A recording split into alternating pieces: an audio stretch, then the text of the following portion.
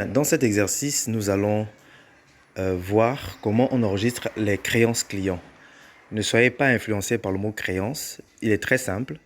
Créance veut dire les dettes que les autres tiers, les clients par exemple, ont vis-à-vis de nous en tant qu'association, coopérative ou entreprise. Le mot dette, c'est souvent les dettes que nous avons vis-à-vis des autres tiers. Bon, dette est souvent utilisée de manière beaucoup plus générale que créance. Voilà pourquoi on a souvent tendance à les confondre. Mais peu importe. L'essentiel, c'est de se faire comprendre. Donc, si on veut enregistrer les créances clients, nous allons donc comptabilité les transactions. On a notre feuille de calcul transaction du module caisse 0.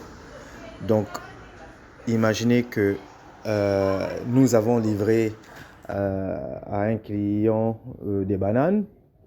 Ok, on était le 5 décembre 2020. Voilà. Alors, le tiers client, évidemment, ça peut être divers tiers.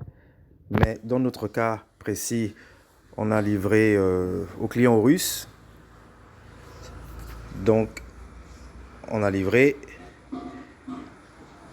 voilà, livraison de 200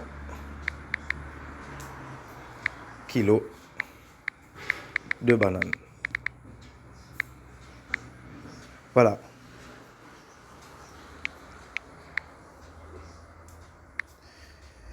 Ok. Donc, le livret est libre. Alors, ici, on a les 3 informations, année, du mois au mois.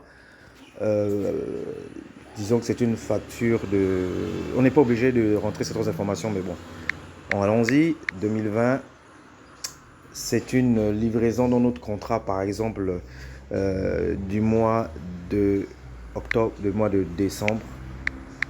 Au mois de décembre. C'est donc la livraison de ce mois. Ce sont des hypothèses. Hein. Ces 3 colonnes peuvent rester vides. Donc, alors, le montant dû par le tiers. Donc, on est bien dans ce cas-là. Le client russe nous doit 800 000.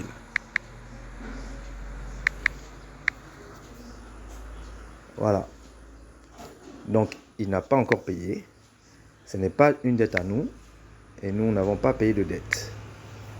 Voilà. Donc, on voit bien 800 000 clients aux Russes.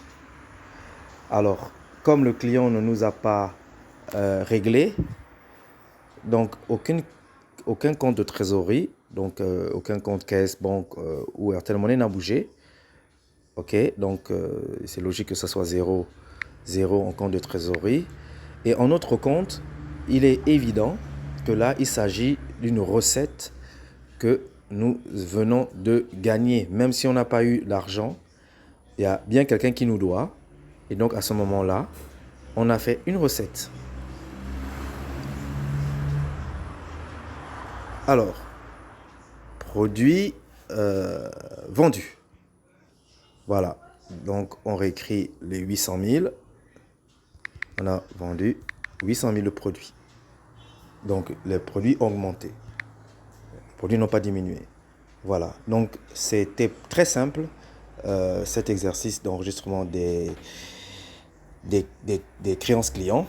On regarde tout en haut le contrôle de transaction. Ça met OK. Ça veut dire que nous n'avons pas fait d'erreur de comptabilisation. Donc, on peut sortir en faisant un retour au menu principal. Et voilà, cet exercice est terminé.